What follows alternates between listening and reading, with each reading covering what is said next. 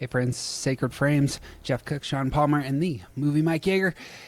We're talking about, well, hey, there's a holiday coming up. Woo-hoo! Taking the opportunity to talk about some American movies. But first, we could probably talk about movies in general. Do a little check-in. Lots of stuff going on in the movie industry and culture at large. Mike, you wanna lead us here? Yeah, thanks for being with us, everybody. I know for some of y'all, this might be your first time checking in on the feed, and we are so glad to have you here. Sacred Frames is an evolving conversation about the convergence between the world of film with these questions of spirituality in the world, and we've been having a lot of fun doing these over the last year, so we're happy to have you aboard. I want to pause and have this kind of summer movie check-in because there's a lot going on. There's some really great films out now. There's a lot of exciting things coming up with the Odyssey, Spider-Man, some things that we'll get into in the months ahead. But we are in a year right now with, if you're not aware with what's going on in Hollywood, the box office is currently up to levels has not been seen since pre-COVID. 2019. People are going back to the movies. We are so back. Yeah, we're back. Exactly. and not just that, but the kind of things that are hitting are things that people never quite would have expected. We've got a Star Wars movie this year that just tanked. Disappointing on both creative and commercial levels. And meanwhile, you've got a film like Obsession right now, this phenomenon, which I think as of right now, I wrote down the number, has made $370 million worldwide on a $750,000 budget. We could get into all of that. Speaking of which, some questions around the unionizing of crews and maybe, the costumers and various crew people not, sharing in the great bounty of this film, having some unforeseen success. But it is indicative of the kinds of stories that people are longing for, things that are breaking out of expected patterns. There is one major exception to that, which I'll get into. But I do want to start out. I'm going to throw it to you guys, since I've been talking for a while. You guys saw Supergirl, the big release of the weekend, and seems to be a source of some of this rejection that I'm talking about. So I did not see it. I'm going to give it to you guys. Supergirl, does it have anything new to add to the superhero movie conversation insofar as it relates to our particular vantage? Is it worth seeing? What are your thoughts? I'm going to let Jeff go first as the resident Superman DC fit. I'm a Batman person, and so Batman and Superman people tend to diverge. So I'll let him go first as someone who's probably looking forward to the movie a little bit more than I was headed in. I dressed up and all the things. I was cheering really hard for this movie.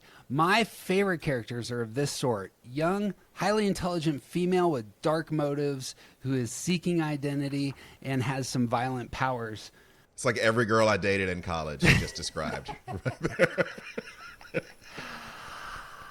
To contrast two films, and it might not be fair, but I was so emotionally moved by moments in Hail Mary, and they reminded me how much I love going to the movies and want to have experiences that take me someplace.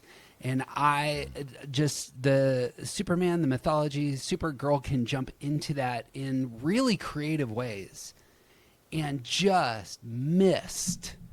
And so and I also had a Star Wars podcast forever. Mandalorian and Grogu missed. Properties, IP don't matter if people don't embrace what makes them amazing. And we might even say that about America. If you don't understand what makes America great, perhaps we could talk about that later, then you miss what we're about. And that's why nobody is celebrating as we come to this anniversary. It's just a theme throughout all these things. I loved the actor. Millie Alcock. And, I thought she was perfectly cast. Mm-hmm. I thought the movie looked fantastic most of the time until the end. And just knowing what you have, understanding what you have, really matters to movies when you if we're going to continue to roll out the IP. And so I was disappointed. And if you call me an incel for saying so, you're missing the point. Yeah, so I was genuinely looking forward to this movie, and it is a failure at almost every level. And I do have a good friend, and he took his 2 boys, his daughter, and 2 of their friends. So he's like with 5 kids, all under the age of 12, like 12 or younger. And they loved it. And I took my 22-year-old daughter, right, my wife, and we were talking about what they loved. My 22-year-old says, if you were an 8-year-old girl, you saw a pretty blonde with laser beam shooting out of her eyes, like you would have loved it too. And so I get that it may not be for everyone, like no movie is for everyone, but the script is awful. The story is awful. Millie Alcott is good in it, but it's just a bad movie. And this is where I'd like to like have a little conversation, Mike, about what I think you're going to say about our return to the theaters and movies like Backrooms doing so well, overperforming. Like, I want to know, like, is it overperforming because of some cultural move, some state that we're in, a change in the way that we view cinema and film and movies? Or is it overperforming things like Supergirl? Because Supergirl was just bad. Like, it's just a bad movie. And so it should be outperformed, right? Now, it might not should be outperformed by movies that had such astonishingly much smaller budgets and the lack of the big DC machine behind it, right? So there might be some relativity in all of that. But Supergirl should perform badly because it's a bad movie. And people come, and word of mouth is still a thing. And people come out of Backrooms, especially the generation that saw it. Like my daughter saw it. She loved it. She had a whole lore going into it about Backrooms that I had never even heard of before. So like that generation, like she's bringing almost like an IP expectation to it. And I'm like, that's a big what part is of this? it. Yeah, because Backrooms is for Gen Z in 2026 what the Blair Witch Project was in 1999, and in both in terms of form and function. And so what you have is a new generation, not just of viewers, but also now filmmakers. You've got Curry Barker with Obsession, and now the name of the director of Backrooms, Kane Parsons. Both coming from YouTube, and so you've got young people who are exploring the lower budget and the flexibility of the delivery mechanisms that then are now being invited in to these previously cut off spaces at the multiplex, and this new generation is telling us what they want, and it is a rejection of what has been just the constant fire hose of just the echoing of our culture, so to speak. Like there's a reason that Masters of the Universe, a He-Man movie, does not do well, because who is it for other than 45-year-old? But it's getting a sequel. They've already announced it's getting a sequel. Absolute insanity. Because He-Man is for me. Correct. Like He-Man is for me. I'm 52. I had the toys when I was a kid. Like it was my main like action figure adventure type stuff. I didn't even take my daughter. Like when I saw He-Man, she saw Backrooms. Like we found times we could both go, because I'm walking in there and going like, you're going to ruin this for me if we watch it together, because I'm going to be 8 years old when I watch this. And I don't want to hear you talking crap about it for the next 3 weeks because I know it's not going to be good. And I'm going to see that it's not good in your eyes, but I didn't need it to be good. I needed to be 8. Like it's, and I think there's sometimes you just got to own like what is for your generation. Yeah. But I think like, I don't buy superhero fatigue, because I think you have to explain Superman last year and Daredevil and Wolverine the year before that. and the people in Hollywood are very good at making money, and we wouldn't have a thing like Doomsday coming up. Whatever losses that Supergirl takes will be made up by something else in that genre from the studio. So, I think the Backroom story, and what's the other one? Obsession. Yeah. That's about recently, like 2 years ago. Everyone was saying, well, now horror is where it's at. Like, if you want to make money, that's what's driving everything. Until you get Five Nights at Freddy's Part 2, and everybody's like, well, maybe not, right? Or Megan 2, like, and everybody's So I'm curious. Like, I don't think the big budget blockbustery movie is going away. Mm-hmm. But I do think if I'm sitting in an executive suite in Los Angeles this week, I'm starting to look for the YouTube creator who can drive me, and that's basically what happens. Like, someone, like, if Mr. Beast did a movie, for instance, it would be enormous because he already has an audience, right? If Dude Perfect did a movie, it would be enormous. It seems to me that IP is being created on YouTube and other platforms now. Identity as IP. We may get into it in like the Rushmore. Anyway, I think what you're getting at is I think it's a good segue to the other movie that we need to talk about here at the top, because we have. Oh, here, Jeff, you seem like you've got a thought. Go ahead. Can I say something real quick Please. to that? The idea, and this may get into our America discussion, the difference between IP versus merit is all over this.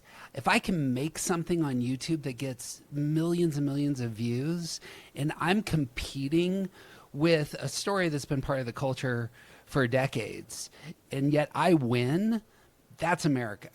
That there is something, at least the best of, like, putting out your creativity and winning based on your own sweat and determination and hustle is one of those elements of our culture that I actually am really attracted to and want to celebrate. It's also the case that the three of us have either like started small businesses or planted churches, and they're just like the idea that the little guy can overcome is like not only what we think America is, what we really need it to be. I'm hopeful.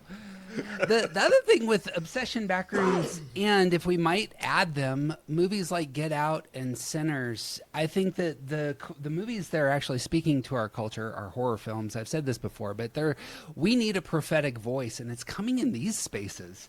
These and even the Batman Reeves, what I assume he's going to be doing with Clayface, is going into those places. I would have guessed we would have been telling much more stories like Star Wars and Raiders of the Lost Ark, complaining about Nazis and authoritarianism, and let's remember how awful the Nazis were.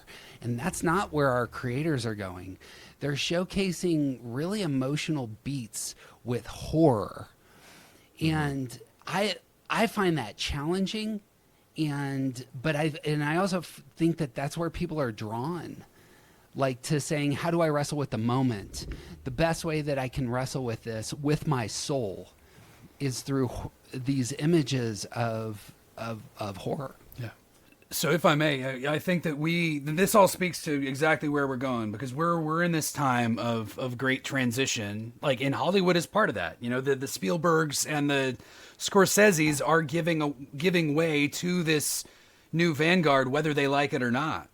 And there's been this resistance in Hollywood for as long as we can remember of a refusal to put away our toys and move on to the next thing. Like, this is the Star Wars, the Last Jedi argument. Like, I don't need to open that can of worms, but the central tension of that movie is, who are these for, and are we going to seed them, to hand them over to the new generation to take with and do with what they will? Rather than to have everything then have to be re-filtered through our own experience and understanding as those who have been here before. Like, politics is just one other layer of that, and a bunch of 70-plus-year-olds unwilling to hand over the keys. Like, that is what we're up against. And then, so to say all that, like, the film that I visited this week, I want to talk about just briefly, I know, because these guys had not seen it yet. A sequel, not just the sequel, the fourth sequel of the landmark CGI masterpiece, Toy Story, 1995. And so Toy Story 5 just came out here. Obviously a huge hit. Many of y'all have likely seen it already. And this is one of those movies that I was like not dreading necessarily, but certainly questioning the necessity of, for all of the reasons that we're getting into. You know, why can't we have a company with so many resources and so much creative vitality push themselves toward the telling of new stories? What do we have new to say in this world with these characters that we've, you know, come to know pretty well over the course of 4 previous iterations that are all on some level about the same theme of this of moving on, of you know, this transience of youth, this loss of innocence, the, you know, changing of our life circumstances that means I have to set down these toys and step into adulthood. And what would Toy Story have to say now coming back as what seems to be on its face a purely commercial proposition? And what I want to say is that I think this is one of the best in the series. A film that I found really meaningful, and one that has stuck with me a great deal in the last few days. And I'll keep this short so we can kind of jump to the main meat of things. A lot of it has been made about this central tension being between toys and tech. So Bonnie, the young child at the center of the film, who's been gifted the toys from Andy, the protagonist of the first couple films in the previous. So she is feeling this. She's starting to grow up a bit, and the other kids that she is seeing are all obsessed with tech, and she, as someone who has this very playful, imaginative orientation to the world, is feeling left out, and is talking to her parents and saying, like, I can't make friends. And it's this really vulnerable. It's a heartbreaking moment, because it's your child coming to you with a sense like, I feel othered. I feel like I don't belong. And what's their solution? Well, they get her a tablet like everybody else. And she becomes immediately just locked into this thing. And that becomes the tension with the toys. Are they going to coexist? Lilypad assumes that she's doing, you know, best by Bonnie in both forcing the other toys out and getting her connected to these kids in her dance class. And all of that is well and good, and in a very vital conversation for parents, for all of us in our relationship to screens. But what I really want to highlight, and where I think the main beauty of this film is that it is exemplified by the character of Smarty Pants. So Smarty Pants is played by Conan O'Brien. And Smarty Pants is a potty training assistant toy kind of instrument. It's one of these pieces of like analog technology that was plugged in with some random dongle and then shoved into a drawer back in the day, and ends up figuring into this story because it has to get pulled back out, and is joining these toys in their crusade to get back to Bonnie and usurp this new tablet figure. And what Smarty Pants represents, he sees Blaze, who's Smarty Pants' child, emerge from the restroom where she's flushed the toilet, and he says with this woe in his voice, "She did it without me." Mm. And there's a sense that not needed. What he is naming is what we all experience as parents and as people, that, our own obsolescence is at some point in time a guarantee. And the best thing that we can hope for is the ability to come alongside and to be there for the ones who need us at the proper time, for the proper purpose, and then to release and to hand them out into the world, because these kids are ultimately going to be all right, you know, give or take all of our anxiety about them. And so like there's a lot in the film that's a little too, like can we just coexist with technology? And granted, like that's going to be the case when you've got Disney and all of its multinational corporate interests like a part of the equation. But all of that said, like it is a Toy Story movie that's really about the kids, and it's about like these connections between the people as being the best thing that all of these tools can guide us back to through play and through connection. And so I thought it was great. Toy Story 5, big time recommendation. See it if you haven't already. That's my thoughts there. Sorry, guys, for my rants. Sean is just Strong. holding his tongue. I'm glad you enjoyed it. My position on animation has been made firm, which is weird because I have this like which is weird because some of my favorite movies ever are animated. Prince of Egypt and Beauty and the Beast. Like I do have a couple of carve outs. Yeah. But I'm glad you got to see it. I tried to take my family to see it, and my daughters, who are 19 and 22, were both like, I didn't grow up with Toy Story. It's just it wasn't part of their cinematic experience, so they weren't fired up to go see it. And I have this thing about being a grown man sitting in an animated kids film by myself that I was like, I want to just carry in a billboard that says like I'm not in the Epstein files. So I just skipped it, like. Well, I mean, last thing I'll say, and we're going to move on to the main meat. Like Conan O'Brien is like true. Like I wish they had an Oscar for physical performance. Some kind of voice performance, motion capture, because what he is doing vocally is just next level. Like not since like Robin Williams, Aladdin kind of stuff. Ooh, Just Mount Rushmore status. And I think our listeners would need to know that when you say that, like you're not saying it as a layman. Like this is part of your professional work. You do voice work professionally in animated. And half of the fun of like the movie was just like I could see him in the booth having the time of his life. Yeah. Which was just so you're a professional at it is what I want to convey to everybody. Like you're not just a dude on the sideline saying, "Oh, I like Conan O'Brien. That seemed cool." So Toy Story 5, see it. Supergirl, it sounds like skip it, but you do you. So with that, Important themes. We're gonna transition on to the main dish of our time together. So again.